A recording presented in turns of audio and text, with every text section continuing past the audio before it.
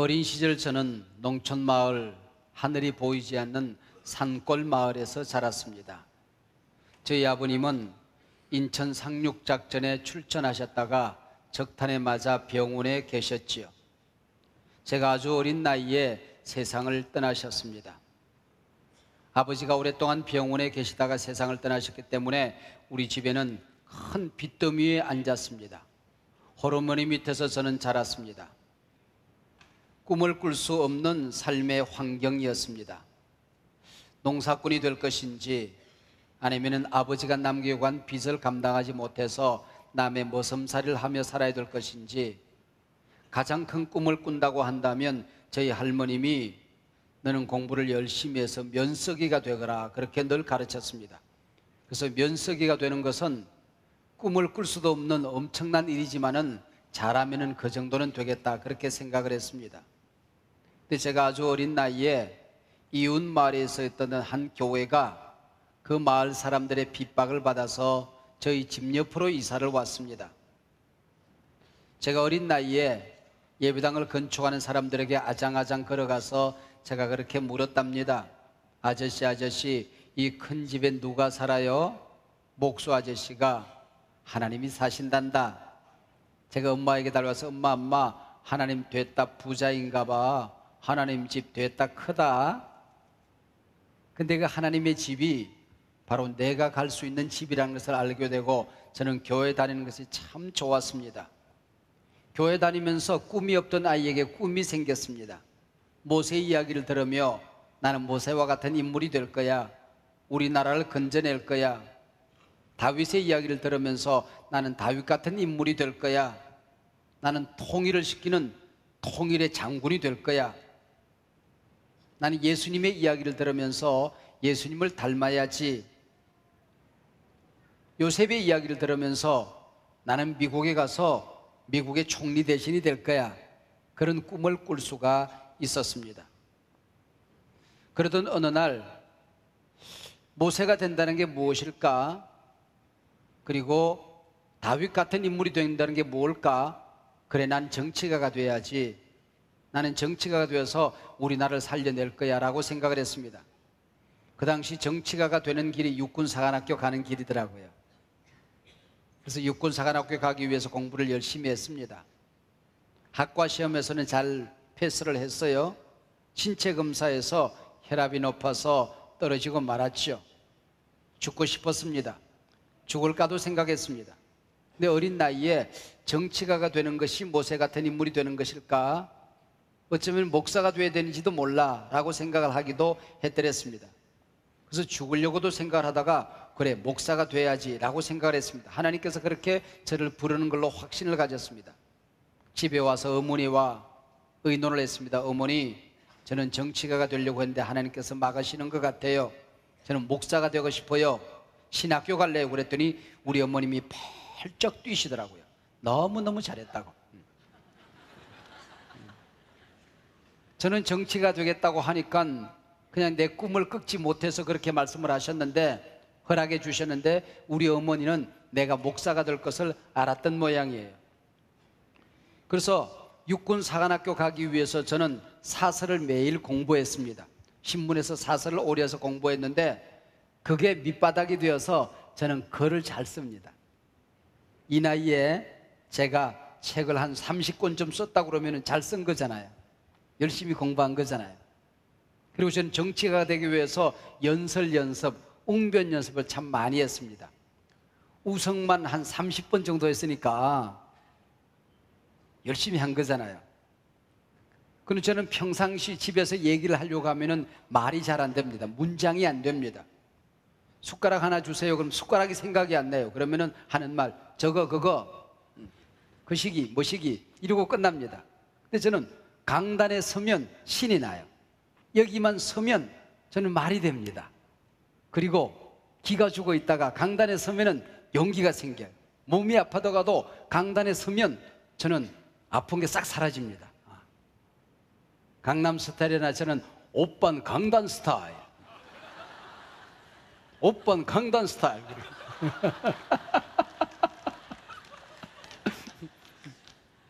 왜 그랬을까요? 저는 정치가가 되기 위해서 웅변 연습을 했는데 하나님은 나를 목사로 만들고 있었던 것이죠.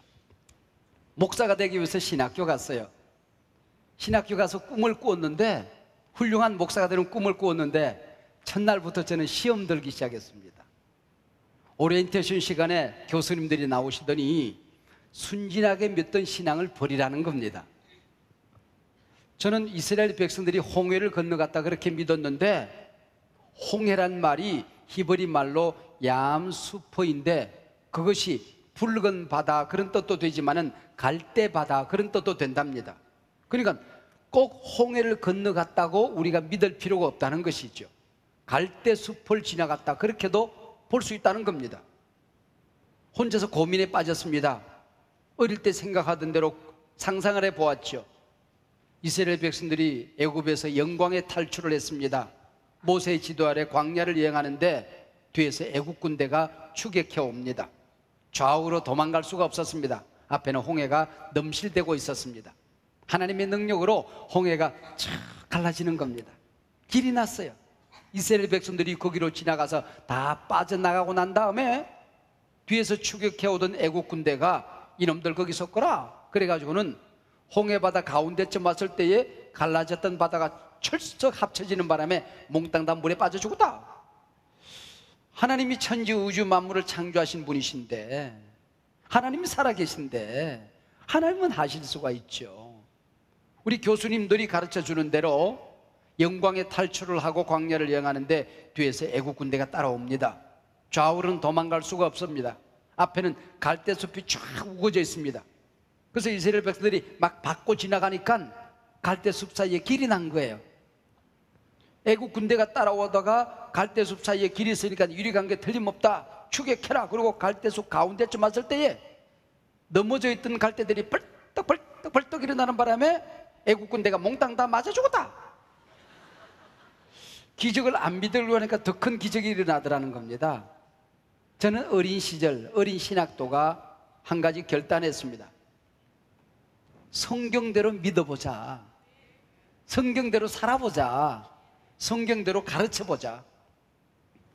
성경에 역사하신 하나님은 어제나 오늘나 동일하게 살아계시다. 성경에서 역사와 기적을 일으키신 우리 하나님께서는 오늘 내 가운데도 이적과 기사와 표적을 일으키실 수 있다. 성경의 역사가 내 안에서도 일어날 수 있다는 사실을 믿기로 결단하는 것입니다. 이건 제 인생에서 엄청난 변화였습니다. 구약의 최고의 기적이 홍해가 갈라지는 사건이었다고 한다면 신약의 최고의 기적은 어린아이가 예수님께 바친 도시락 하나로 5,000명이 먹고 12광주리가 남았다는 사건입니다. 예수님께서 제자들을 가르치시고 병든 자를 고치시다가 너무 피곤하셔서 쉬기 위하여 광야로 들어갔습니다. 예수님이 이 마을 광야에 들어오셨다는 소식을 듣고 이 마을 저 마을 걷는 마을에서 수많은 사람들이 몰려들었는데 남자 장정만 5,000명, 어린아이와 여인들이 참석했다고 한다면 1만 명은 너끈히 넘는 인원이 모여든 겁니다. 그날따라 예수님의 말씀이 길어지셨어요. 병자를 고치는데 한 사람 한 사람 사랑으로 고치시다가 식사 시간이 휘청 지나간 겁니다. 이 사람들을 돌려보내다가 광야에서 흙이 져서 쓰러지기라도 하면 어떠거나 염려가 되었습니다. 돈도 없습니다. 돈이 있다고 할지라도 도시까지 가서 양식을 사올 수가 없는 지경이었습니다. 먹을 것 좀 없냐 그랬더니 10,000명 가운데 먹을 걸 싸운 사람이 아무도 없고 어린아이 하나가 도시락 하나 들고 나온 겁니다. 도시락 뚜껑을 열고 봤더니 보리떡이 5개가 들어있어요. 조그마한 물고기가 2마리가 들어있어요. 양념에 아마 절였던 모양이죠. 그게 도시락이라고 가져 나온 겁니다. 예수님께 드렸더니 예수님께서 그것을 받아들고 감사했어요. 그리고 축복하셨어요. 그랬더니 도시락이 기적이 일어나는 겁니다. 도시락이 자꾸 많아지는 거야. 빵이 어떻게 많아졌는지 물고기가 어떻게 많아졌는지 모르지만 제자들이 나눠주는데 나눠줄수록 점점 많아지는 겁니다. 그 10,000명이 넘는 사람이 배부르게 먹고 그 남은 조각 아무데나 버리지 말고 거둬라. 그러고 났더니 12광주리. 왜 12광주리일까요? 제자들이 12명이니까 제자들이 가지고 있는 바구니는 가득 차게 된 겁니다. 오늘 본문의 대략적인 그런 내용이지요. 어떻게 기적이 일어났는가 보았더니 성경에는 자세하게 기록되지 않았는데 이 아이를 예수님께 보내는 어머니가 있었어요. 얘야, 우리 마을에 예수님이 오셨대. 그분은 하나님의 아들이시래. 우리가 그토록 기다리던 메시아인가 봐. 그분이 가서 말씀을 듣고 올래? 넌 배고프다고 돌아오면 안 된다. 그리고 어머니가 도시락을 하나 싸준 겁니다. 지혜로운 어머니잖아요. 똑똑한 어머니잖아요. 믿음의 어머니잖아요. 어머니의 기도가 있었던 겁니다. 기적이 일어나기 위해서. 어머니의 기도. 어머니의 기도를 먹고 자라난 자녀들은 복된 자녀들입니다. 그 기도를 먹고 도시락을 싸들고 온 어린아이가 먹을 것이 없는데 자기가 먼저 배가 고팠죠. 근데 나는 허기져서 쓰러지는 한에 있어도 우리 예수님은 드셔야 된다. 예수님, 이 도시락 예수님 드세요. 예수님께 갖다 드렸습니다. 어린아이의 헌신이죠. 이 배고팠던 시절에 도시락 하나를 예수님께 드렸다는 것은 자기 자신을 온전히 주님께 드린 것입니다. 이 어린아이의 무서운 헌신이 있었던 것입니다. 이것이 기적의 씨앗이 되었습니다. 그걸 받아들고 예수님이 감사 기도를 했습니다. 뭐가 그렇게 감사했을까? 기도하는 어머니도 고맙고 도시락을 하나님께 드릴 줄 아는 이 어린아이의 헌신도 감사하고 조그마한 거지만 먹을 것이 있어서 감사했을 것입니다. 이 보잘것없는 도시락이 예수님의 손에 들려졌을 때에 예수님이 거기에 축복하셨을 때 기적이 일어나게 되었다는 겁니다. 자, 홍해가 갈라지는 이 사건을 통해서 어린 시절에 제가 결단했잖아요. 성경에 있는 사건이 오늘 내 가운데서 그대로 일어날 수 있다. 하나님은 어제나 오늘나 동일하게 살아계시다. 그렇다고 한다면 오늘 우리 교인들이 우리 아이들까지 10,000명이 오늘 온다고 합시다. 그러면은 제가 기도하고 먹을 것을 여기 쌓아놓고 같은 값이면 좀 고급 음식을 좀 쌓아놓고 좋은 회도 좀 갖다 놓고 제가 축복 기도를 하고 우리 부교육자들에게 우리 이 교인들에게 나눠주어라. 그랬더니 교인들이 배가 터지도록 먹고 우리 교육자들이 한 22명 되니까 남은 조각이 22강조가 됐더라. 이렇게 돼야 되잖아요. 그런데 내가 그렇게 할 수 있게 할 수 없게 안 되는 거야. 홍해가 갈라지는 거 하나님은 하시죠. 예수님은 하나님이시니까 천지 우주 만물을 창조하신 분이시니까 하죠. 근데 나는 그렇게 될 거라고 믿었는데 내가 못하잖아요. 그럼 이게 뭔가 이게 성경이 내가 12광주리를 남길 만큼 5,000명을 먹일 만큼 기적을 베푸는 사람이 아니라 하나님이 나를 붙들면 나를 통하여 5,000명이 먹겠다. 내가 보리떡이야. 내가 물고기가 되는 겁니다. 그러고 보니까 어린 시절 저는 보리떡을 먹고 살았어요. 우리 아버지가 빚을 많이 남기고 돌아가셨기 때문에 농사 짓고 나면은 우리 어머니는 그 빚을 다 갚아야 돼. 그러니까 먹을 것이 없으니까 보리 껍질 2번째, 3번째 벗겨지는 거, 그 부드러운 거 돼지에게도 먹이고 강아지도 먹이고 그래요. 근데 그걸 빻아서 밀가루 넣어서 삿갈이 넣어서 밥 위에 쪄면 그게 보리떡이야. 우리는 그걸 개떡이라고 불렀어요. 거기다가 쑥을 넣어서 찌면 쑥개떡이 된다. 그걸 제가 먹고 살았거든요. 잘난 것도 없는데 부잣집 아들도 아는데 똑똑한 것도 없는데 하나님이 나를 도와주시면 나를 통하여 이런 기적을 일으키실 수 있겠구나. 여기 물고기라고 우리말 성경에 번역이 됐습니다만 이 물고기가 헬라어 성경으로는 옵사리온 그렇게 되어 있거든요. 옵사리온, 이 말은 낚시꾼들이 낚시를 하다가 큰 이따만한 고기가 잡히면 바구니에 담아요. 근데 조그마한 고기는 살려줘야 돼. 양미리만한 거 어중간한 고기가 잡혀요. 그러면은 바구니에 담자니 먹을 게 없고 살려주자니 좀 아깝고, 요런 고기는 어떻게 하도록 되어 있는 거 아니? 뜨거운 모래사장으로 휙 집어 던져놔. 그러면 팔딱팔딱 뛰다가 거기서 바짝 말라. 굴비가 되는 거야. 조그마한 굴비. 그러면은 그것을 바다로 나갈 수 없는 가정이 있습니다. 남편이 없는 여인, 아버지가 없는 고아 같은 아이들, 이 아이들이 바닷가로 나와서 낚시꾼들이 던져놓은 그것을 주워다가 튀겨서 먹는 겁니다. 양념해서. 그게 뭐예요? 옵사리온, 물고기입니다. 그러니까 이 아이가 나처럼 과부의 아이였던가 봐. 가난한 집 아이였던가 봐. 이걸 예수님께서 받으셔서 5,000배의 기적을 일으키신 것이죠.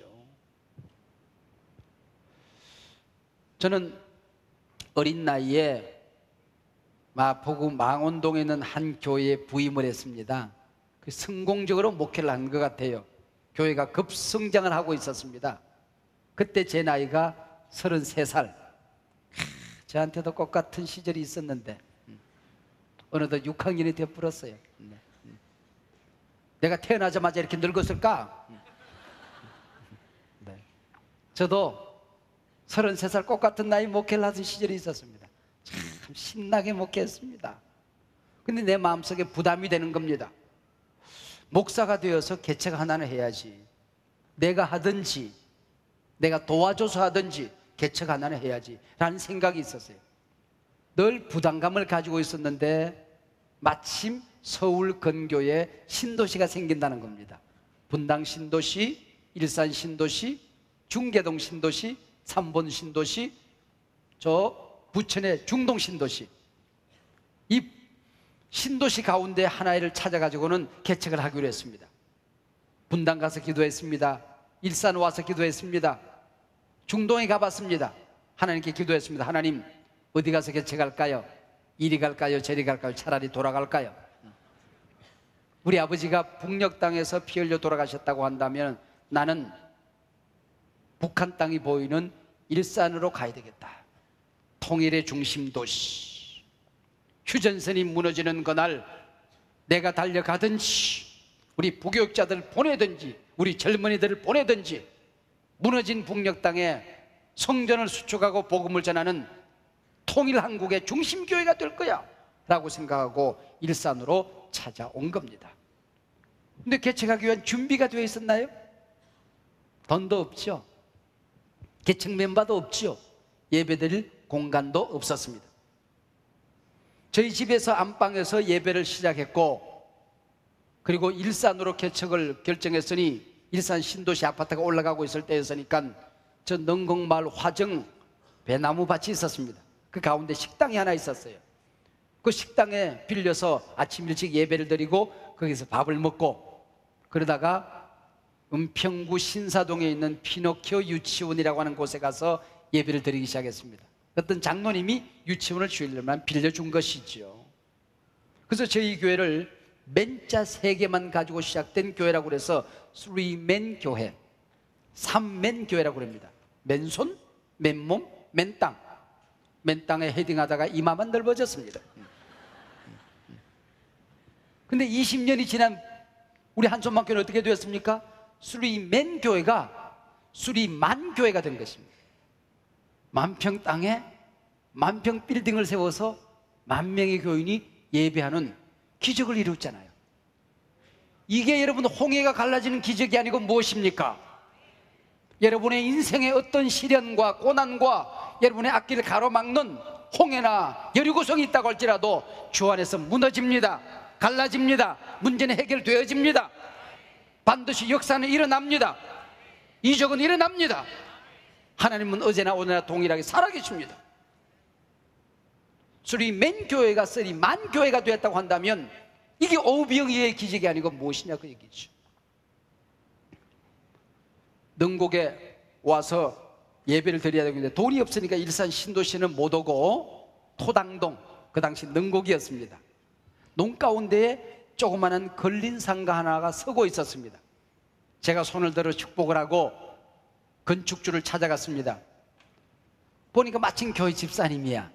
집사님, 요 지하실에 개척교회 하고 싶은데 좀 빌려주지 않겠습니까? 그랬더니 그분이 그러지 않아도 빌려주고 싶다고. 그런데 개척교회 목사님들은 빌려주고 나면 돈을 잘 안 준대. 목사님은 돈을 잘 준비하셨겠지요? 꼭 그렇게 약점을 건드리더라고. 제가 당황해서 얼른 얘기했습니다. 지금까지 살면서 저는 한 번도 돈 걱정을 해본 적이 없습니다. 우리 아버지가 꽤 부자입니다. 그랬습니다. 그랬더니 이분이 당황합니다. 선친이 큰 사업을 하시는군요. 물려받은 재산이 많은가 봅니다. 난 대답을 안 했습니다. 왜요? 내가 말하는 아버지는 저 위에 계신 아버지거든. 당황해서 했던 말인데, 지난 20년 동안 우리 하나님 아버지는 진짜 부자 하나님이셨습니다. 우리 육신의 아버지는 내게 빚더미를 남겨놓고 돌아가셨지만은, 우리 하나님 아버지는 천지 우주 만물을 창조하신 분, 역사를 운행하시는 분, 인간의 생사와 화복을 주장하시는 분, 역사의 흥망성쇠가 그분의 손에 있는, 그분은 부자 하나님이셨습니다. 우리가 믿는 하나님은 부자입니다. 믿으시기 바랍니다.